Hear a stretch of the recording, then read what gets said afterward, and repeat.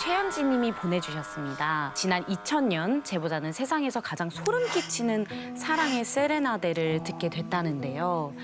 여전히 귓가에 생생하다는 그 소리는 과연 무엇일지 제가 현지 씨를 대신해서 들려드리겠습니다. 고등학교 여름 방학. 저는 18년 인생 처음으로 인생의 쓴맛을 알게 되었습니다. 아버지의 사업이 쫄딱 망하면서 저 구석 달동네로 이사를 하게 됐거든요. 그렇게 트럭에 이삿짐을 싣고 굽이굽이 올라 도착한 곳은 여기다 내려놔, 여기다. 허름하고 낡은 주택. 건너편에는 떡하니 공사장까지 보이는 정말 우울한 곳이었습니다. 엄마, 우리 진짜 여기서 살아? 아유, 잠만 말고, 응? 이거 다 가져다 놔. 우리 다시 이사 가자. 여기서 어떻게 살아? 아유, 됐어. 아이고, 언제 채들래? 아유, 철없다. 제가 쓸방이라길래 그래도 조금은 기대했는데 웬걸? 벽지에는 곰팡이가 잔뜩 피어 있는 거예요. 쿰쿰한 냄새에 뭐야? 방에 창문이 없는 거예요. 창문이 없어. 게다가 뭐야? 누가 뭔 신문지를 붙여놨어. 벽 한쪽이 신문지로 덕지덕지 도배가 돼 있고요. 누가 왜 이런 걸 붙여놨어? 벽 가까이 다가가 조심조심 신문지를 뜯어봤습니다. 뭐야? 창문이 있었잖아. 창문이 있는데 왜? 아니 생긴 것도 멀쩡하고 창밖에서도 햇빛이 아주 잘 들어왔어요. 그제야 좀 사람 사는 방 같더라고요. 도대체 왜 막아놨는지 이해가 가질 않았지만 당장 짐 정리가 급해서 신경 쓸 겨를이 없었죠. 정신없이 청소를 끝내고 나니까 벌써 늦은 밤. 이불 위에 눕자마자 금세 골아 떨어졌습니다. 그런데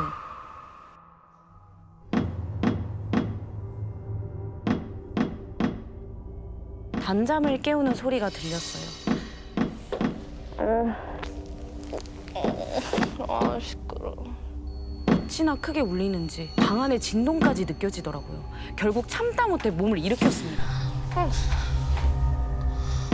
야밤에 누가 이렇게 시끄러워.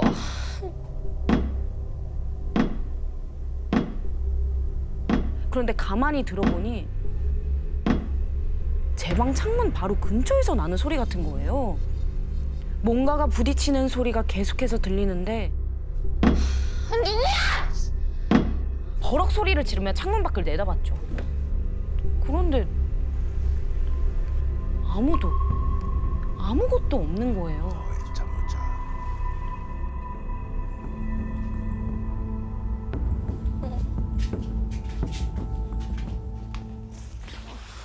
또다시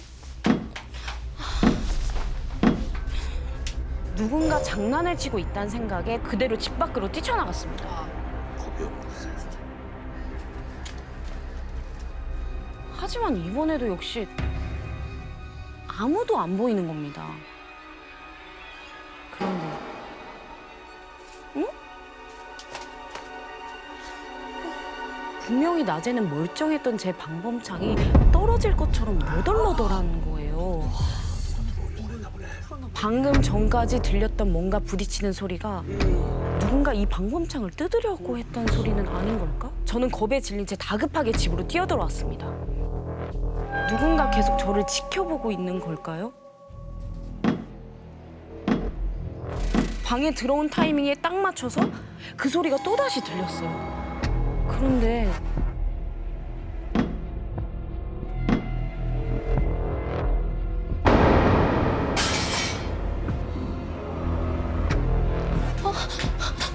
재빨리 달려가 창문을 닫으려는데 덜컹거리면서 아무리 힘을 줘도 닫히질 않는 거예요. 그때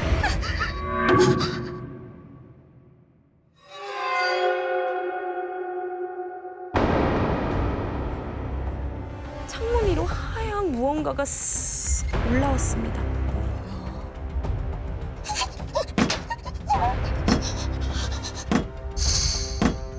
안전모를 쓴 남자가 창틀에 붙어서 머리를 박고 있었던 거예요. 아, 나 이거 무서워. 기계네 기계.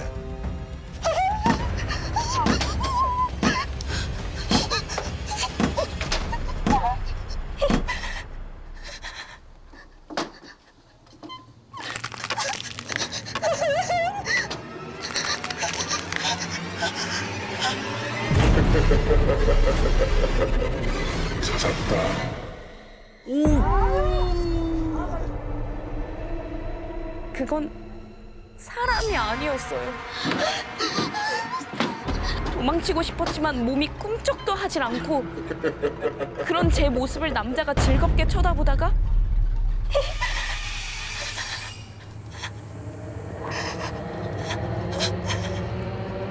한 손으로 제 머리카락을 쓸어 넘기는 거예요.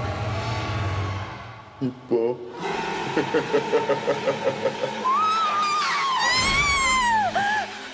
저는 그대로 기절하고 말았습니다. 그리고 다음 날 아침 눈을 뜨자마자 저는 급하게 신문지부터 찾았어요. 다들 나랑 똑같은 거 봤던 거야? 그래서 이렇게 신문지로 막았는데. 창문에 다시 덕지덕지 신문을 붙이는 걸 보곤 어머, 아유 얘가 지금 뭐 하는 거야? 아이고 왜 멀쩡한 창문을 막고 그래? 아, 엄마, 이거 귀신 나오는 창문이야. 한지야. 하지만 엄마는 어젯밤 있었던 일을 듣고도 대수롭지 않게 말하셨어요. 아이고, 이사 와서 첫날이라 악몽 꾼 것 같은데? 도저히 믿지 못하는 엄마에게 저는 울며불며 사정했습니다. 당장 이사 갈 거 아니면 신문지라도 붙일 수 있게 해달라고요.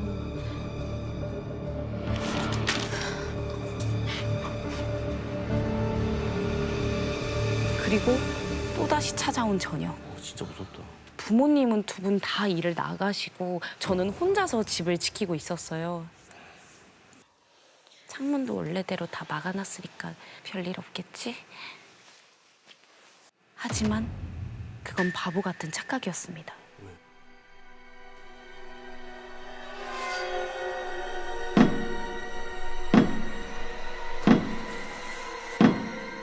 창문 밖에서 또 그 소리가 들려오는 거예요.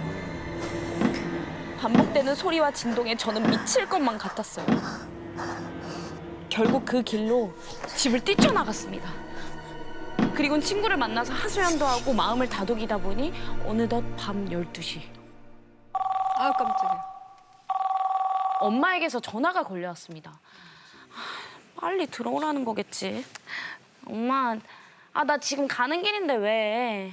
현지야.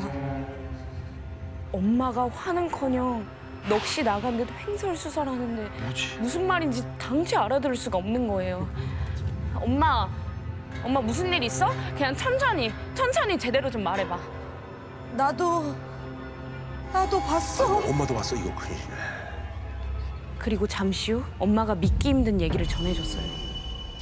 그러니까 1시간 전 퇴근한 엄마가 제 방에서 마늘을 까다가 아이고 좀 매워. 아이고 창문 좀 열어야겠다. 아휴 얘는 이런 말왜 붙여? 아이고. 창문을 활짝 열었다는 거예요. 이게 뭐?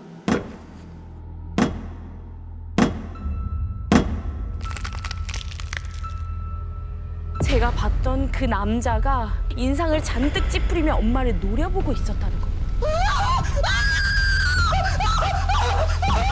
그리고 아빠가 들어오자 거짓말처럼 휙 사라졌다면서요. 이 집에 귀신이 붙어 있는 것 같아. 엄마는 벌써 무당을 불러다 기도까지 했다면서 빨리 집에 들어오라고 재촉했어요. 무당이 저를 꼭 봐야 한다고 말했다고 말이죠. 저는 서둘러 집으로 향했어요. 그런데 근처 골목에 들어선 순간부터 자꾸 희미하게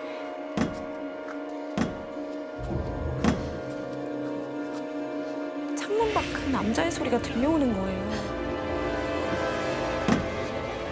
차마 고개를 돌리지도 못하고 앞만 보며 빠르게 걷는데 이제 조금만 더 가면 돼. 집 바로 앞에 있는 코너를 도는 순간 창문에서 봤던 남자가 집 앞에서 저를 기다리고 있는 거예요. 그리고 양팔을 크게 벌려서 저를 껴안으려는 듯 가까이 다가왔습니다.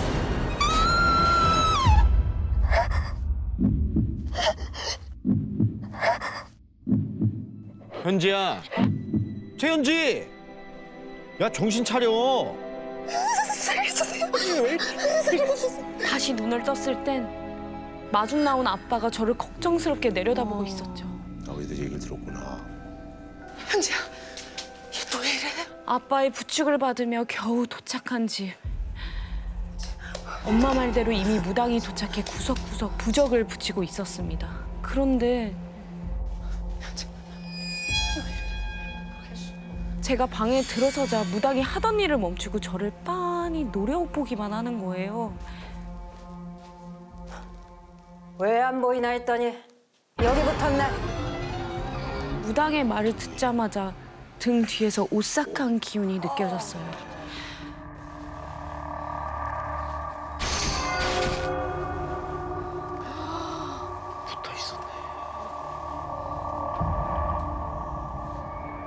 오지 마!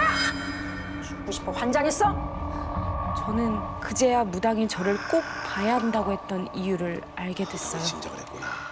집에 지방령이 붙은 줄 알고 다 찾아봤지만 도무지 안 보여서 저를 찾아갔구나 생각했던 거죠. 어떡해. 우리 딸 어떡해. 제사 지낼게요. 제가 어떻게든 돈 마련해 볼 테니까 제사 좀 지내주시오. 어허! 딸내미 제물로 바치고 싶은 게야. 제 등 뒤에 붙어 있던 것은 다름 아닌 몽달 귀신. 아, 몽달이면은 한 번 점찍은 여자를 집요하게 따라다니는 악귀 중에 악귀라고 했습니다. 그래서 아버지한테는 안 보였구나. 몽달 귀신은 누울 자리가 없어서 함부로 제사를 지냈다간 오히려 이곳에 눌러앉을 구실만 만들어준다는 거. 너무 무섭네. 무당은 살고 싶으면 자기 말을 따라야 한다며 한 가지 비방을 알려줬습니다. 네 몸에 항상 지니고 있는 물건 있지? 당장 이리네.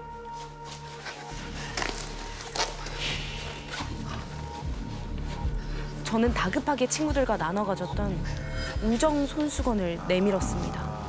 총각 귀신에게 제사보다 필요한 건 처녀의 채취가 묻어있고 매일 들고 다니는 물건이라면서요.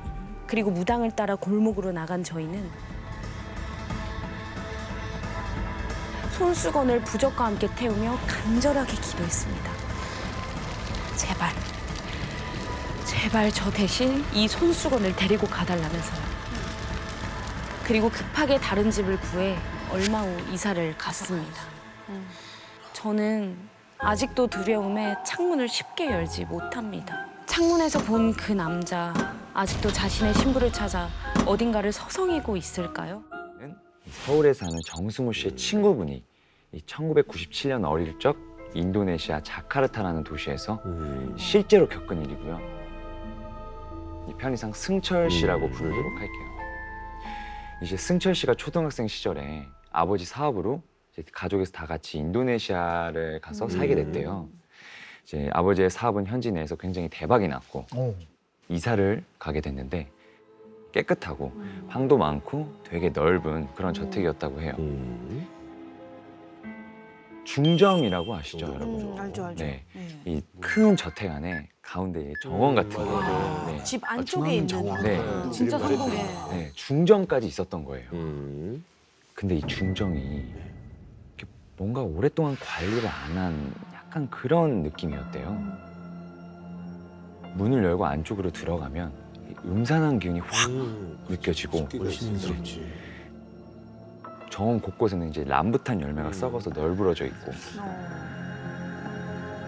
이제 그걸 본 아버지가 아 여기 좀 관리 좀 해야겠다. 그래서 어머니가 아, 알겠어요. 헬퍼한테 얘기해 둘게요. 이렇게 하고 이사를 잘 마무리하게 됐대요. 그리고 이사한 첫날 밤이 됐습니다.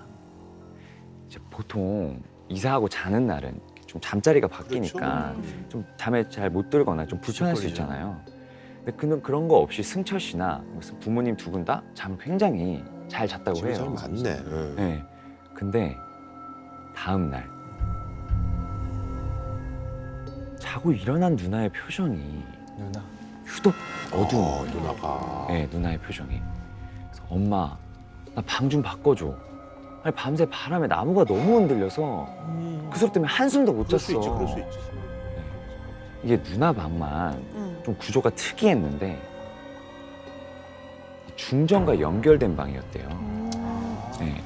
이제 한쪽 벽면은 이제 통창으로 돼 있는데 그 통창 너머에 중정이 이제 보였던 거죠. 제일 좋은 방이긴 한데. 예. 이거는 좋죠.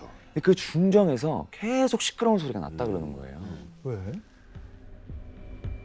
그 누나가 잠이 들려고 눈을 감았는데 뭔가 슥, 슥, 슥, 슥. 중정 창문 쪽에서 뭔가가 휘청, 휘청 거리는 게 보이더래요. 아, 그 나무가 흔들리는구나 하고 생각하고 다시 자려고 하는데 나무가 이게 어찌나 흔들리는지 눈을 감아도 계속 아른거리더래요. 게다가 이 슥, 슥, 슥, 그래. 슥, 이 거슬리지. 그 소리도 밤새 멈추지 않고 엄청 거슬리잖아요. 근데 이게 나무 부딪히는 소리도 아니고 이렇게 뭔가 땅을 파는 뭐 그런 소리처럼 이제 그 얘기를 들으신 어머니는 알파 아주머니를 부르셨어요. 혹시 어젯밤에 중정에서 청소하셨냐? 뭐 그렇게 급한 거 아니니까 천천히 하셔도 됩니다. 근데 어제 일찍 잠이 드셨다고 그 하시는 거예요. 아주머니가. 헬퍼 아주머니는 그럼 아니네. 별다른 이유를 찾지 못하고 다음 날 아침이 됐어요. 누나가 오들오들 떨면서 겁에 질린 채 엄마를 찾았대요.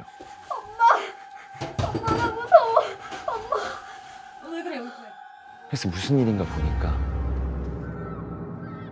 누나가 자는데 어디서 척, 척, 척 한 소리가 나더래요. 잘못 들은 거야. 신경 쓰지 말자 하면서 이제 자려고 하는데 또 어디선가 척, 척 하는 소리가 나더래요.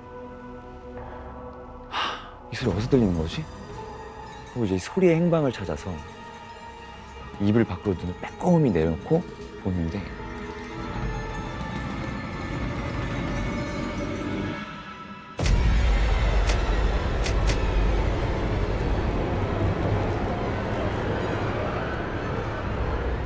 그걸 보고 너무 놀라서 누나가 기절해버린 거예요. 그리고 이제 그 다음 날에 누나가 깨어나자마자 창문을 바라봤는데 그 통창에는 아무런 흔적이 없는 거죠. 그래서 이제 누나는 그 방을 쫓아 나와서 어머니를 붙잡고 이제 엄마 나 진짜 이 집 무서워서 살기 싫다 하면서 울고불고 했대요. 괜찮아. 빨리 봐봐. 여기 마구가 있어. 아유, 괜찮아. 너무 무서워. 아니야, 괜찮아. 엄마, 우리 이사 가자, 엄마. 산다리가 바뀌어서 그런 거야. 근데 이제 이사한 지가 얼마 안 됐잖아요. 그 상황 속에서 이제 당장 뭘 현실적으로 할 수 있는 부분이 없으니까 어떻게 좀 참아보자 하고 이렇게 딸을 달랬대요. 그러니까 이제 누나가 그럼 엄마랑 승철이가 내 방에서 같이 자주면 안 돼? 그러면 든든하지. 그래서 그래 엄마랑 자자. 잠자리가 바뀌어서 그런 걸 수도 있어. 어머니는 이제 우는 누나를 안아주시면서 달래주셨다고 해요. 이제 그렇게 그날 밤이 됐어요. 누나 방에 모여서 잠을 자게 되는데 뭐 걱정과는 다르게 그 중정 창문 쪽에서도 아무 소리도 안 나고 아무것도 안 보이더래요. 나 잠이나 자야겠다 하고서 이제 자려고 하는데 그 눈 감아도 앞에 아른아른거리는 그 느낌 아시죠? 감은 두 눈앞에 뭔가 계속 아른아른거리더래요. 그래서 승철 씨가 살짝 눈을 떴는데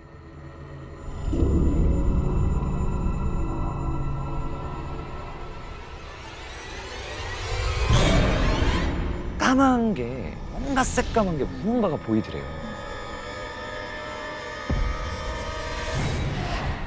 눈이 딱 마주친 거예요. 근데 이게 나무 그림자도 아니고 짐승도 아니고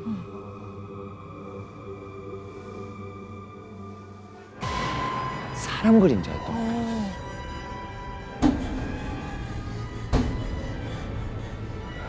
여기 사람이 있어. 근데 그 순간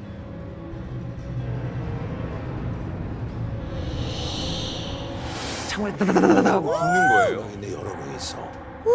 왜 이렇게 많은 거야 또? 막 이렇게 달라붙어서는 응. 새하얀 눈을 그 승철 씨의 가족을 쳐다보는 거죠. 그리고 이 곧 눈이 어둠에 익숙해지면서 그 검은 형체들이 서서히 잘 보이기 시작했는데요. 승철 씨는 그걸 보고는 몸이 싹 굳어버려요. 이 그 모습은 살이 녹아서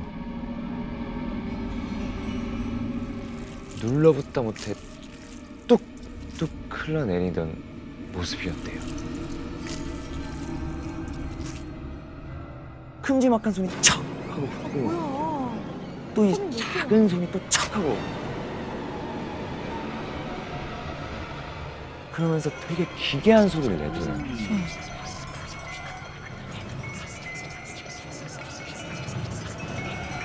너무 겁이 나잖아요. 소리도 못 내고 이제 손으로 입만 꾹 막고 말없이 눈물을 엄청 흘렸대요. 근데 그때 딱 그 순간에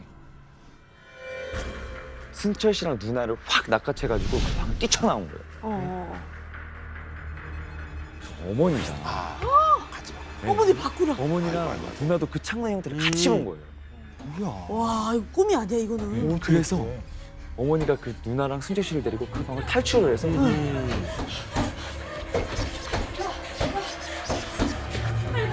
다 같이 끌어안고 밤을 지샜대요. 와. 그 일을 겪은 이상 그 집에 다시는 살 수가 그렇죠, 없잖아요. 쉽지 않지. 아유, 이사 가야지. 네. 이사 가기로 판단을 한 거죠. 음.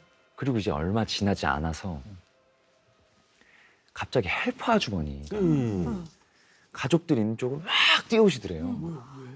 왜 그러시냐? 무슨 일 있으시냐? 그러니까 헬퍼 아주머니가 그 이웃집에 사는 헬퍼한테 어떤 얘기를 들었는데 뭐 비밀이 있네. 알고 보니까 이 저택에 사연이 있었다니까. 궁금하다. 50여 년 전에 이 저택에 일본인 가족 넷이 살았는데 이 전쟁이 끝나고 얼마 뒤에 원인 모를 화재로 그 일본인 가족 전부가 불에 다 죽었다는 거예요. 그래서 동네 사람들은 그 시신들을 수습해서 땅에 묻어다 줬고 거기가 어딘지 아세요? 혹시 설마 중정하는 네, 중정? 거기가 바로 중정. 그 가족들 소년 나오네 그럼. 누나방 창문으로 보이던 그 중정. 와 어떡해. 뭐야 이거 이거? 어떻게 해야 되나? 그 얘기를 듣고 누가 안 놀래요? 자기가 살던 집 안에 그런 일이 있으니까. 예, 무덤이 있는데. 무덤이 있는데 그래서 아버지가 이렇게 뭔가 홀리듯이 막 삽을 들고 그 중정을 막 달려가셨대요. 네.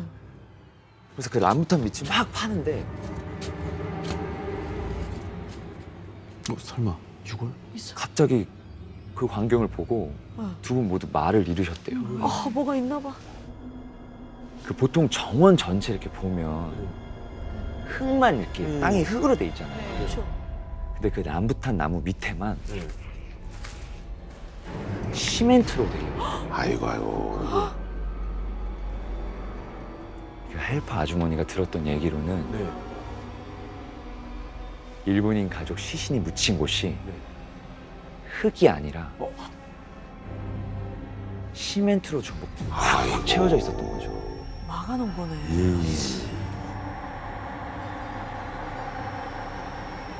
해운대에 사시는 56세 신주연 씨가 네. 17년 전에 영도의 한 아파트로 이사 가면서 영도. 겪었던 영도. 무서운 경험담이더라고요. 때는 2004년. 주연 씨네 가족은 부산에서 건설 자재 관련 회사를 운영하고 있었습니다. 36년째 대대로 이어온 데다가 생산 공장까지 다 갖추고 있는 회사라서 부산에선 나름 알아주는 그런 곳이었대요. 재력이 있으시네. 그해 여름에는 부산 영도의 한 고급 아파트 자재를 통째로 주문을 받게 됐는데 그 당시에는 건물을 시공하면 건설주가 대금 대신 건물을 대물로 주는 경우도 맞아요, 종종 있었거든요. 있어요. 맞습니다. 네. 맞아 맞아. 응. 주현 씨네 가족도 그 케이스로 무려 49평? 68평짜리 아파트 두 채를 오두 채를. 두 채를 받았으면. 자재비 대신 받게 됐습니다. 네. 두 집을 그대로 부동산에 매매로 내놓았어요. 네. 근데 49평짜리 평수는 사람들이 많이 찾는 평수이기 때문에 내놓자마자 빨리 나갔는데 68평 집은 평수가 너무 크고 가격도 좀 세다 보니까 한 어르신 부부에게 전세로 집을 내주게 됐죠. 네. 그렇게 2년쯤 지났나? 이제 주현 씨네도 또 슬슬 이사 갈 때가 됐었어요.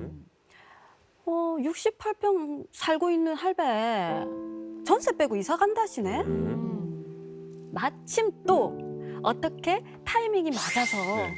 주현 씨네 가족이 그 집으로 이사를 가게 됩니다. 타이밍이 잘 맞았다. 잘 맞아떨어졌네. 근데 그 전에 그 집의 인테리어가 좀 필요한 거예요. 네. 할아버지가 외출 중이라서 허락을 받고 주현 씨네 가족끼리 집을 둘러보던 날이었어요. 여은아, 우리 집이다 이제.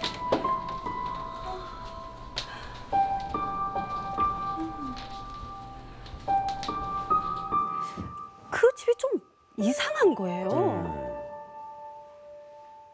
여기가 원래 해가 잘 도는 남양집인데 그리고 바로 앞에 바다가 보이는 오션뷰였거든요. 예, 참 좋은 아파트인데 근데 볕이 거의 안 들고 집이 너무 어두워서 왜? 뭔가 으스스한 느낌마저 드는 거예요. 남양인데 왜 그러지? 그리고 분명히 아직 사람이 살고 있는 집이잖아요. 할아버지가 계시잖아요. 네. 근데 가구나 집이 거의 없었어요. 몇 달 전에 할매 돌아가셨다는 얘긴 들었는데 집이 너무 휑한 거 아이가? 이렇게 생각하던 주현 씨 제일 작은 방을 살짝 열어보고선 깜짝 놀랐어요. 할아버지는 그 방에서 아무것도 없이 이부자리만 펴놓은 채로 살고 계신 거예요. 오, 그 좋은 집에서 왜? 이상하네. 저 넓은 안방 놔두고 와 작은 방에서 적하고 지내시지? 주현 씨는 이것저것 마음이 그냥 살짝 걸리긴 하죠. 그 상황이면. 그래도 그렇다고 사는데 뭐 지장이 그치. 있는 문제는 아니니까. 네. 속전속결 이사를 진행하게 됩니다. 그리고 얼마 뒤 이삿날이었어요. 짐을 옮기고 있는데 안방 안에 웬 짐들이 가득 쌓여 있는 걸 보게 됩니다. 집을 안 집을 안 뺐어? 뺐네. 허허, 이거 할배지만 같은데? 이걸 나 다 두고 가시면 웃잖아. 이거 내보고 치우라는 얘기가. 아휴, 연락해서 드려야겠다는 생각에 주현 씨는 일단 짐들을 안방 구석에 들여놨어요. 그리고 너무 피곤해서 일찍 잠자리에 든 그날 밤. 쿵쿵쿵쿵.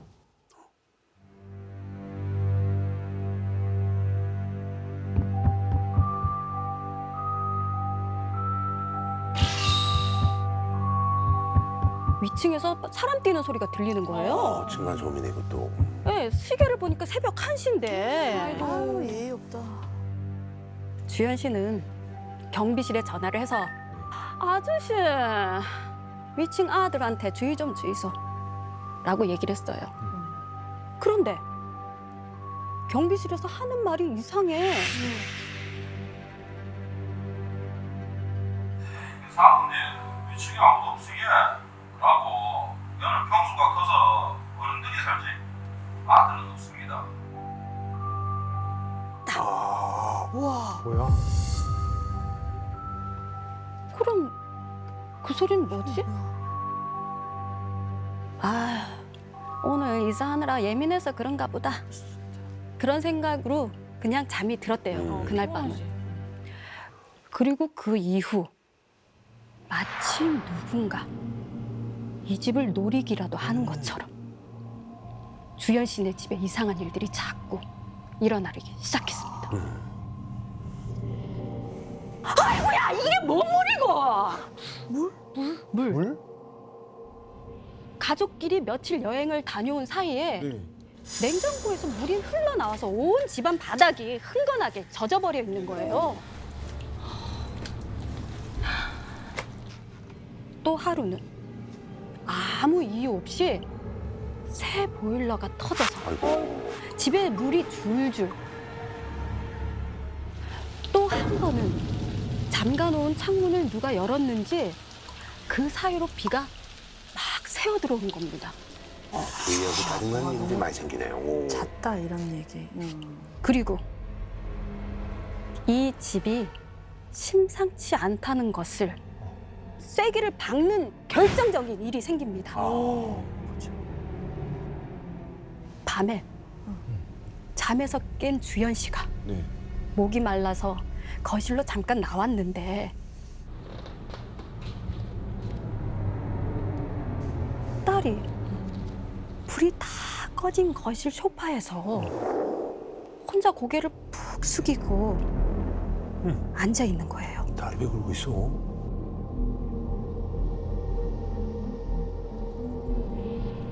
효은아, 들어가서 자야지. 효은아.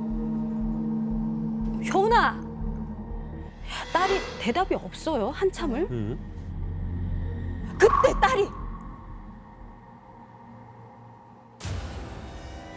슬며시 고개를 드는 거예요.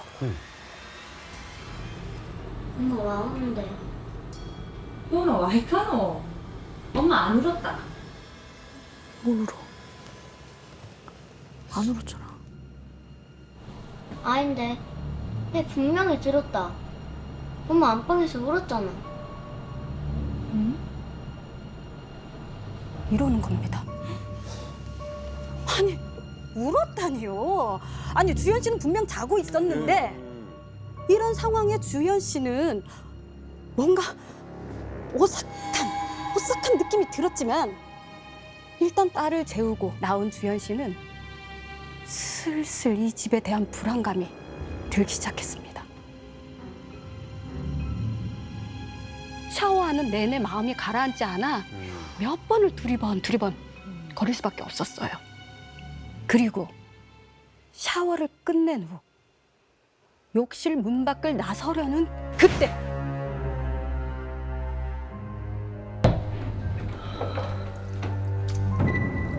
그 물 마찰음 아시죠?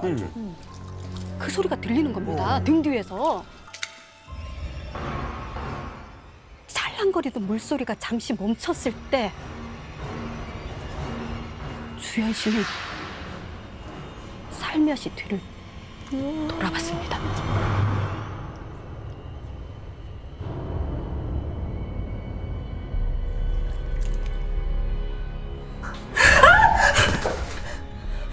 뒤를 돌아본 그곳에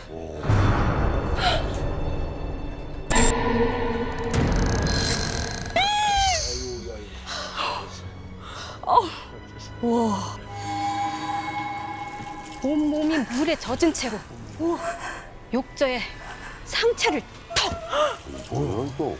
걸치고 있는 겁니다.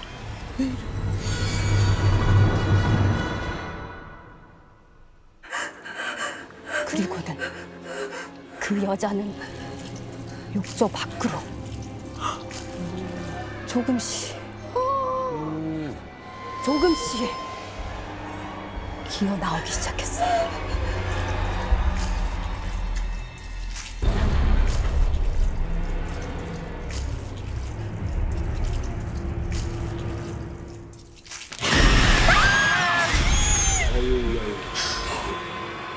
주연 씨를 덮치려는 그 순간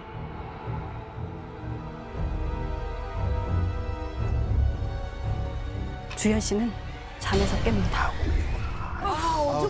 다행이다. 언제부터 꿈이야 이거? 아, 꿈이었구나. 주위를 둘러보니 침대 위인 거예요. 주연 씨는 너무 안심이 되는 거예요. 그런데 그때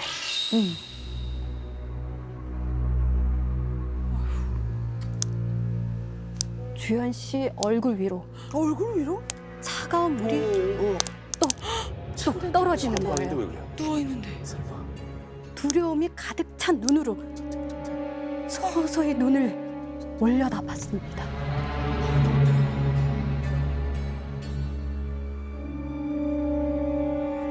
그 위에는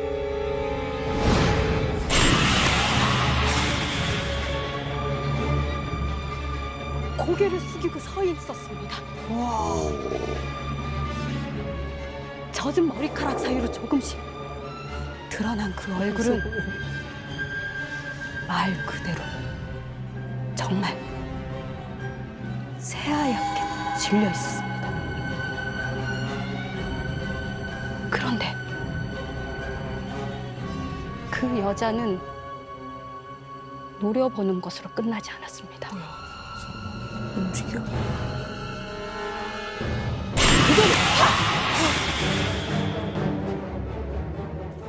주현 씨를 온몸으로 덮쳐버린 거예요. 어머머.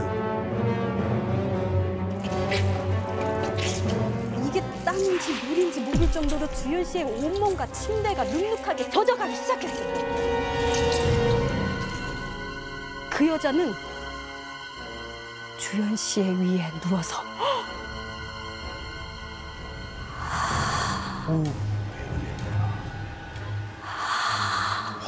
진짜 무섭다. 귀에 대고 무거운 숨을 내뱉었어요. 어떻게든 몸을 움직여 보려고 바득바득 꿈틀거리는데 나가지 마. 나가지 마. 나가지 마. 나가지 마.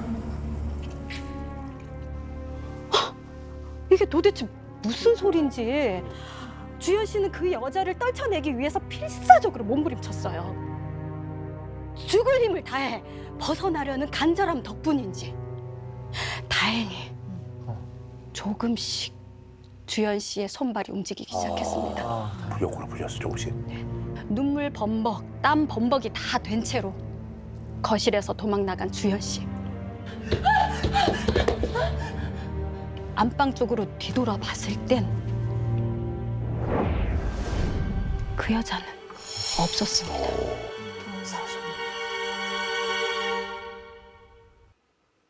이런 일까지 벌어지니 주현 씨는 도저히 안 되겠다는 생각이 들었습니다. 출장 간 남편에게 전화를 해서 이 집에서는 도저히 못 살겠다고 당장 이사 가자고 막 소리쳤죠. 남편은 자초지종 설명을 다 듣고는 그날 밤 집에 누군가를 데리고 왔습니다.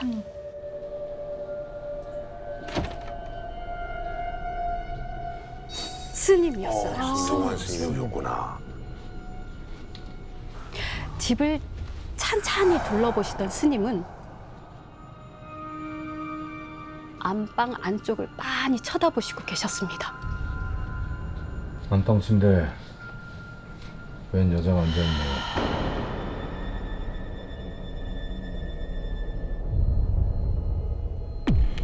근데 온몸이 젖어있네요. 저보고는 들어오지 말라는데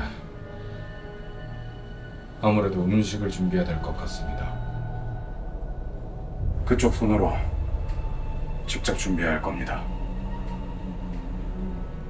주현 씨는 그 말을 듣고 안방에 상을 차린 후에 급한 대로 있는 과일과 간단한 음식을 해서 올렸어요.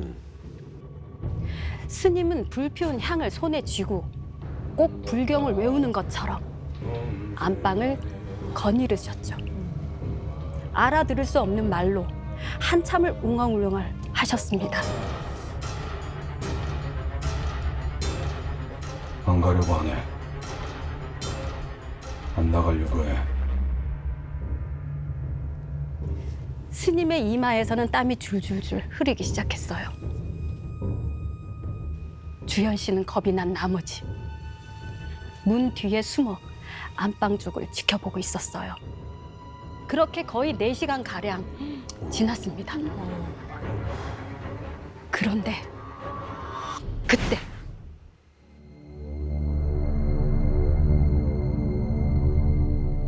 스님이 급히 안방문을 닫으셨어요. 방 안에서는 스님의 웅얼거림이 멈췄습니다. 그리고 스님이 땀을 뻘뻘 흘린 채로 안방문을 열고 나오시더니 주연 씨에게 웬 부적을 내어주셨습니다.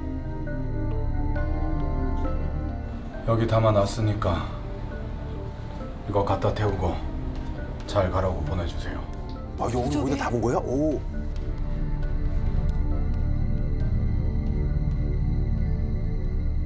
그 말을 듣고 주연 씨는 바로 부적을 태워서 쟤를 날려 보냈어요. 무슨 일인지는 모르겠지만도 그만 좋은 곳으로 가이소. 겨우 안정이 된 주연 씨는 문득 그 여자의 정체가 궁금해졌습니다. 저 스님, 그 여자는 누굽니까? 물어봐도 대답을 안 합니다. 안 간다고 자꾸 떼를 쓰는데 문 사이로 당신 얼굴을 쓱 보더니 믿고 가겠다고 하네요. 이 집을 자꾸 나가지 말라고 합니다. 대체 왜 나가지 말라는 건데요? 죄를 지내줬으니 복을 주려는 것 같은데 당분간 이사 가지 말고 이 집에서 지내는 게 어떠실런지. 스님, 저 귀신 안 갔으면 어떡해요? 저 여 더 있다가는 괴로워 죽을 것 같습니다. 다음 날 주연 씨네 집 초인종이 울렸습니다. 네, 안녕하십니까. 여기 김종기 씨 사셨지? 할아버지인가? 할아버지? 김종기 씨? 네. 아니 김종기 씨 따님이 이 앞 바닷가에서 시체로 떠올랐어요. 예? 근데 김종기 씨 같은 연락이 안 돼가. 여기서 뭐 단서될 게 있나 싶어가 찾아왔어요. 엄마, 이게 무슨 일이고? 들어있어. 어디서? 짐을 놔두고 좀 두고 가셨는데 다시 돌려주려고 모아놓은 건 있습니다. 형사는 주연 씨와 함께 할아버지의 짐들을 살펴보더니 한 편지 봉투를 발견합니다. 주연 씨가 옆에서 보니까 손으로 직접 써 내려간 편지처럼 보였어요. 김종국 씨 따님이 타살인지 자살인지 파악이 안 되는 상황이었는데 이 편지 유서네. 맞나? 예. 아, 유서가 있어? 놔두고 간 게 아니었니? 따님이 잠깐만요. 예. 사진 한 장을 쓱 꺼내서 보여주는데 주연 씨는 정말 깜짝 놀라서 할 말을 잃고 말았습니다.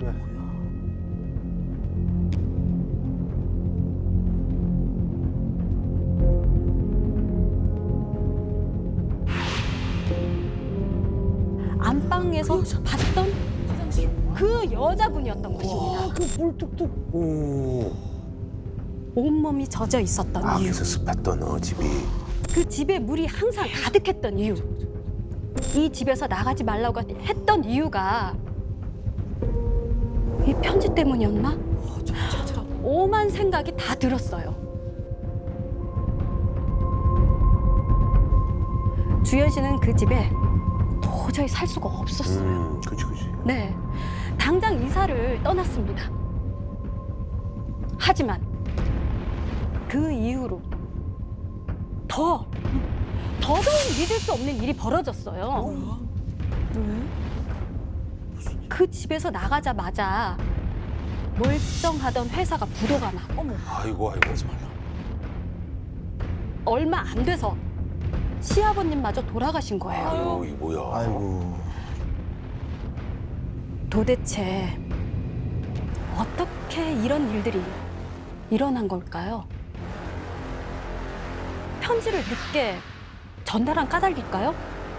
아니면 나가지 말라는 그 여자의 성의를 무시하고 나온 탓일까요? 서울에서 지훈 씨가 보내준 사연입니다. 네. 연극 동아리를 같이 했던 친구 민식 씨가 겪은 일인데요. 이제부터 민식 씨의 시점에서 제가 설명해 드릴게요. 지금부터 30년 전에 1993년 대학교 1학년 때 여름방학 때 있었던 일입니다. 대학 입학하면 제일 많이 듣는 이야기가 있잖아요. 야, 우리 동아리 들어와 막 그러잖아요. 근데 저도 마찬가지였어요. 술 많이 사준다는 선배들의 꼬드김에 민속곡 동아리에 들어갔습니다. 여기 술 많이 먹어 민석구. 저희 동아리엔 대대로 내려오는 전통이 있었어요. 그건 바로 여름방학 합숙. 너무 재밌겠다.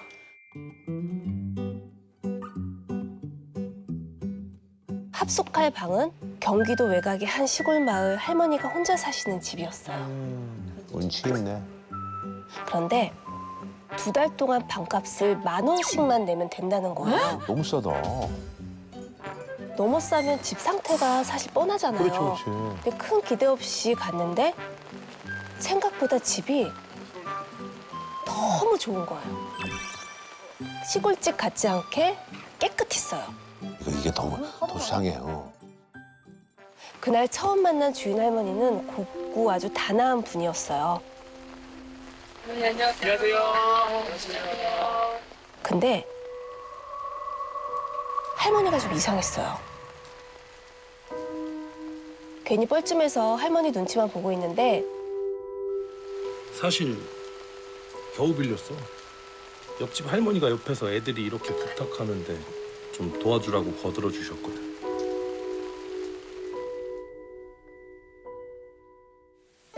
선배가 어렵게 구한 할머니 댁에서 우리는 동아리 합숙을 시작했습니다. 저희 방이 연습하기에도 되게 좋았지만 둘러앉아서 술 마시기에도 일품이었죠. 그것 때문에 가는 거지 뭐. 이렇게 완벽한 방에도 딱 한 가지 문제가 있었습니다. 뭐지? 바로 더위. 방이 너무 더운 거예요. 특히나 밤이 되면 이상하게 더 더운 거예요. 한낮엔 선풍기 한 대로도 다 해결이 됐는데 밤이 되면 후끈후끈 아무리 선풍기를 틀어도 더위가 가시질 않았어요. 야, 우리 불판 위에 오징어 같지 않냐? 왜 이렇게 더워? 뭐야? 합숙한 지 이틀째가 되고 이날은 전날 밤보다 더 더웠어요. 선배들은 잔뜩 취해서 골아 떨어졌고 더위에 약한 저만 뒤척이고 있었죠. 그때 부스럭부스럭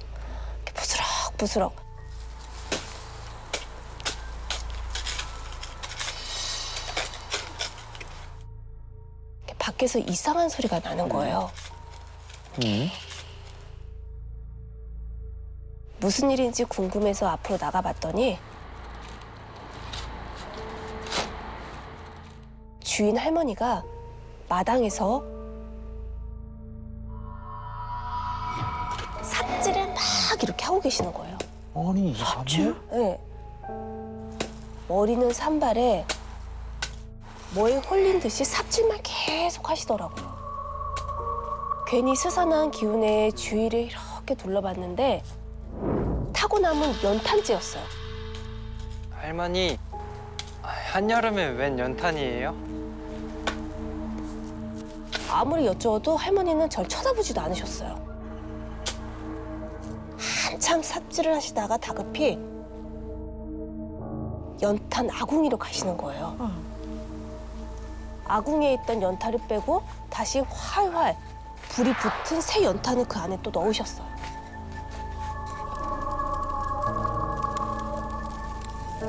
할머니는 매일 밤 저희 방에 연탄을 떼고 계셨던 거예요. 더워 죽겠네. 아, 나가라 그러는 건가? 솔직히 이 여름에 연탄 보일러를 떼고 있을 거라고 누가 상상이나 했겠어요.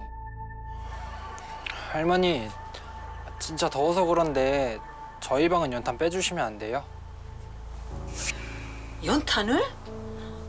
안 돼. 절대 안 돼. 진짜 더워서 잠을 못 자겠어요.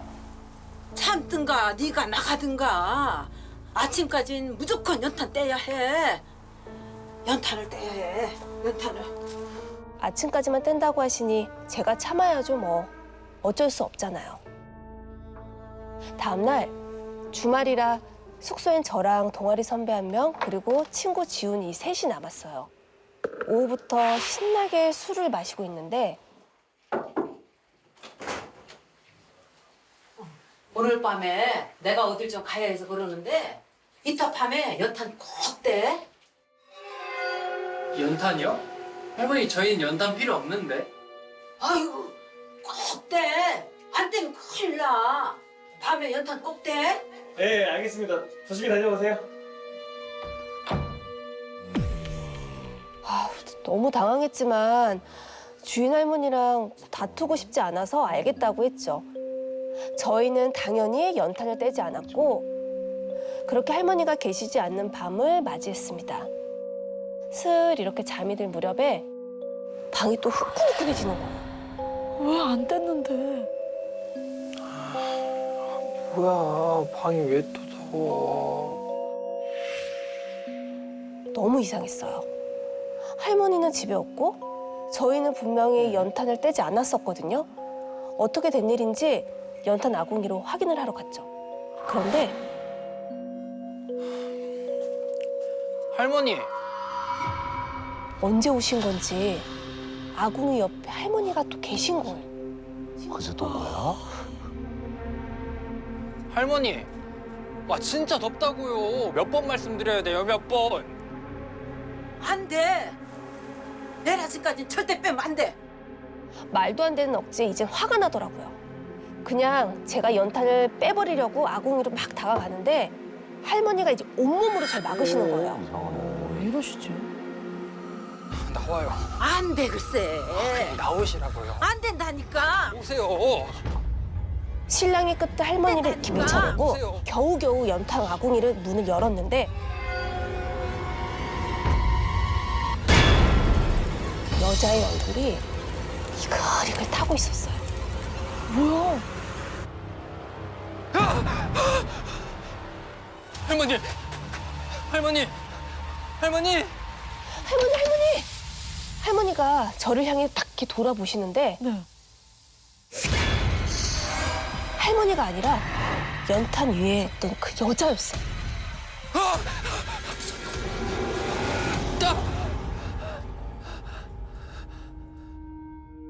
정신을 차리고 보니 눈앞엔 천장, 옆을 돌아보니 선배와 지훈이가 자고 있었습니다. 꿈이다. 아, 꿈이야. 그때 방 가장 안쪽에 자고 있던 선배가 신음소리를 내는 거예요. 근데 누워있던 선배 바로 위 천장에 손 그림자 같은 게 아른아른 거리는 거예요. 저게 뭐지? 많이 보고 있는데 왼손, 오른손, 왼손, 오른손. 그림자가 점점 앞으로 뻗어나오기 시작했어요. 머리, 어깨. 선배 위 천장에서 사람 그림자가 기어나오고 있는 거예요. 누구 그림자지? 깜짝 놀라서 방 안을 막 이렇게 둘러봤는데 누워있는 저희 셋 말고는 아무도 없었어요. 다시 조심스럽게 이렇게 천장을 봤더니 다행히 아무것도 없는 거예요. 내가 술을 너무 많이 마셔서 헛것을 봤나? 놀란 마음에 달래고 다시 자리에 이렇게 누웠는데 또다시 신음소리가 나요. 선배.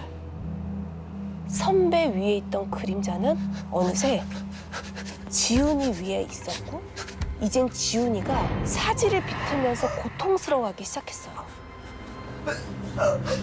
그림자는 호공에서 그저 지훈이를 내려다보고만 있었어요.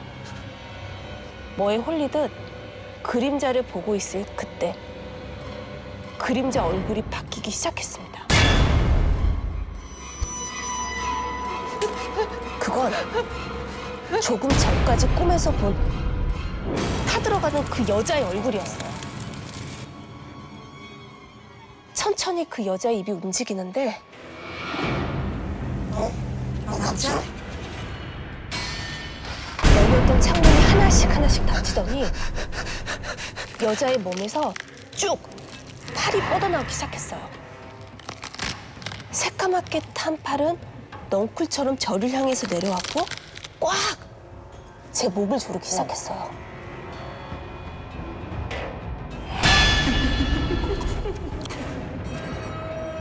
소나기에서 빠져나오려고 애쓰면 쓸수록 목은 점점 더 저를 조여왔어요. 벗어나 보려고 죽은 힘을 다해서 발버둥을 쳤지만 발버둥을 치면 칠수록 제 사진은 다 타들어가는 느낌이었어요. 여자의 소나기에선 어떻게 해도 벗어날 수 없구나. 곧 죽겠다 싶은 생각이 들 무렵 아니 뭐야?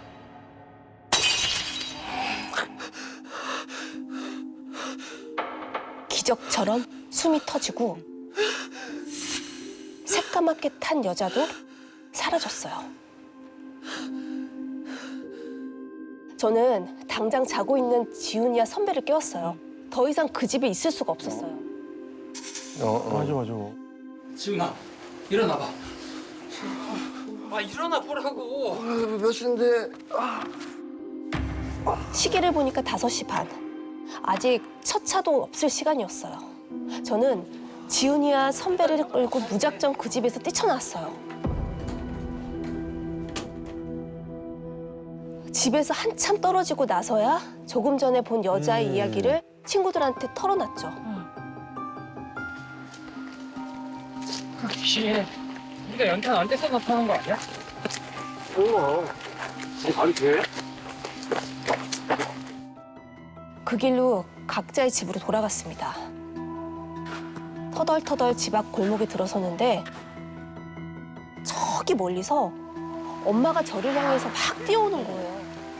골목 여기저기를 살피더니 제 손을 꼭 붙잡고 집으로 들어가셨어요. 그리고 엄마가 들려주신 꿈 이야기는 새까맣게 탄 여자를 본 순간보다 더 저를 소름 돋게 했습니다. 지난밤 엄마는 꿈에서 안개가 자욱한 공터에 있었대요. 공터엔 다른 사람들도 여럿이 모여 있었는데 사람들이 원을 그리면서 돌고 있었대요. 마치 강강술래를 하는 것처럼 말이죠. 엄마가 한 걸음 한 걸음 다가가 봤더니 사람들의 얼굴이 마치 살아있는 사냥의 머리를 뚝 떼어다 붙여놓은 듯 했대요.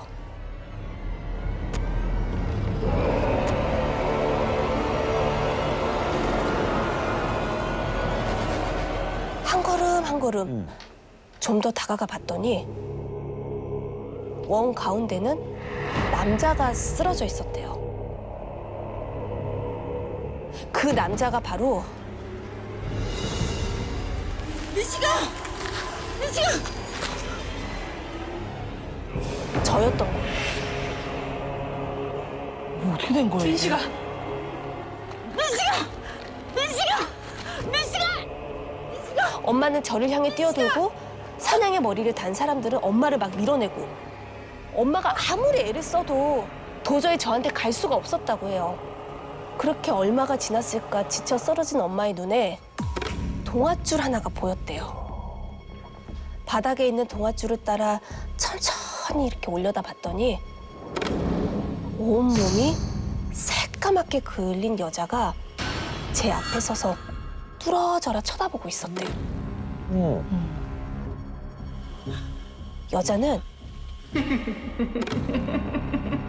아주 끔찍한 웃음소리를 내면서 한 바퀴, 두 바퀴 천천히 새까맣게 탄 자기 손을 이렇게 동아줄을 감기 시작했다고 해요. 동아줄을 한 바퀴씩 감을 때마다 쓰러져 있던 저는 사지를 비틀며 점점 더 고통스러워했대요. 저 여자를 멈추지 않으면 내 아들이 죽는다는 생각에 엄마는 마지막으로 정말 죽음의 힘을 다해서 새까맣게 탄 여자를 향해 뛰어들었대요. 줄이 풀리는 순간 엄마도 꿈에서 깨어나셨다고 합니다. 꿈이 이상 꿈이다. 되게 기분 나쁠 겁니다. 엄마에게 지난밤 일을 숨긴 채 물었어요. 그 꿈 언제 꾼 거야? 5시 반. 엄마가 꿈에서 깨자마자 시계 보니까 5시 반이었어. 5시 반. 저는 더 이상 아무 말을 할 수가 없었어요. 5시 반은 제가 새까맣게 탄 여자를 보고 여자에게 목이 졸리고 숨이 멎기 직전 기적까지 소나기에서 풀려난 시간이었거든요.